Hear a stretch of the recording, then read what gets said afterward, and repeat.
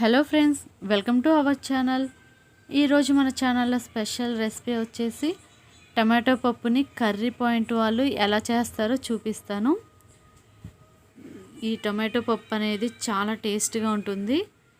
వంట రాని వాళ్ళు కూడా ఈజీగా టేస్టీగా చేసుకోవచ్చు.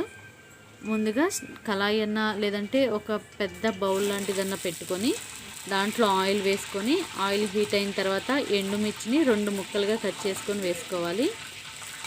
ఈ ఎండుమిర్చి లైట్గా వేగిపోయిన తర్వాత జీలకర్ర ఆవాలు వేసుకొని లైట్గా కలర్ మారేదాకా వేయించుకోవాలి. ఇప్పుడు దీంట్లోకి కచ్చా పచ్చగా దంచుకున్న వెల్లుల్లి రెబ్బలు వేసుకోవాలి. మరి పేస్ట్లా కాకుండా కచ్చా పచ్చగా దంచుకోండి. అలానే సన్నగా కట్ చేసుకున్న పచ్చిమిర్చిని వేసి లైట్గా వేయించుకోవాలి. ఇప్పుడు సన్నగా కట్ చేసుకున్న ఉల్లిపాయలని వేసి వేయించుకోవాలి. ఇలాగ ఉల్లిపాయలు మొత్తం బాగా ఫ్రై అయిపోయిన తర్వాత సన్నగా కట్ చేసుకున్న టమాటో ముక్కలను వేసి వేయించుకోవాలి. ఈ టమాటో ముక్కలు అనేవి బాగా మగ్గిపోవాలన్నమాట, మెత్తగా ఉడికిపోవాలి. అలానే దీంట్లోకి కొంచెం పసుపు,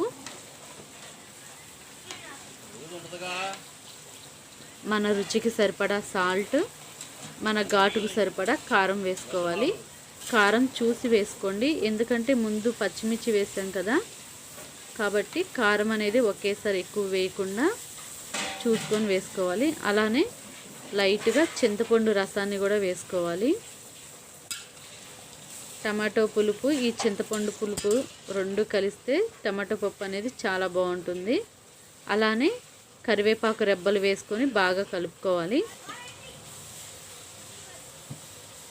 ఇలాగ టమాటాలంతా బాగా మగ్గిపోయేదాకా ఉడికించుకోవాలి.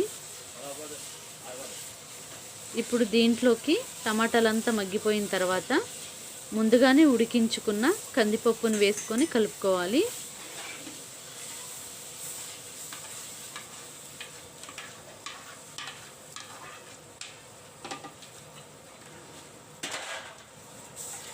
ఈ విధంగా కందిపప్పు మొత్తాన్ని వేసుకొని మొత్తం కలిసేలాగా బాగా కలుపుకోవాలి. ఉడికించుకున్న కుక్కర్లో ఇంకొంచెం వాటర్ పోసుకొని మిగిలిన పప్పును కూడా కలుపుకొని ఈ కళాయిలో పోసేసుకొని మొత్తం కలిసేలాగా మిక్స్ చేసుకోవాలి.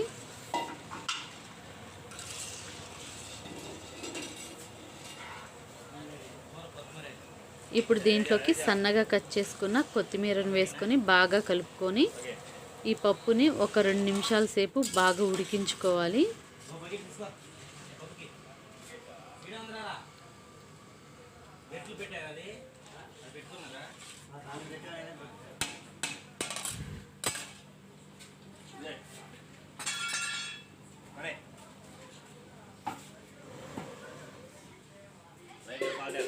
రెండు నిమిషాలు అయిన తర్వాత మనకి పప్పు అనేది రెడీ అయిపోయింది. ఇంకా దీన్ని తీసుకొని సర్వింగ్ బౌల్లో వేసుకొని సర్వ్ చేసుకోవడమే. ఒకసారి సర్వ్ చేసుకునేటప్పుడు ఉప్పు అనేది సరిపోయిందో లేదో ఒకసారి చూసుకొని ఆ తర్వాత తీసేసుకోండి. ఈ విధంగా టమాటో పప్పు అనేది ఈజీగా టేస్టీగా చేసుకోవచ్చు. మీరు కూడా ట్రై చేయండి ఫ్రెండ్స్. ఎలా వచ్చిందో నాకు కామెంట్ చేయండి. ఈ వీడియో మీకు నచ్చినట్లయితే లైక్ చేసి మన ఛానల్ని సబ్స్క్రైబ్ చేసుకొని పక్కనున్న బెల్ ఐకాన్ని యాక్టివేట్ చేసుకోండి. మీ ఫ్రెండ్స్కి రిలేటివ్స్కి షేర్ చేయండి.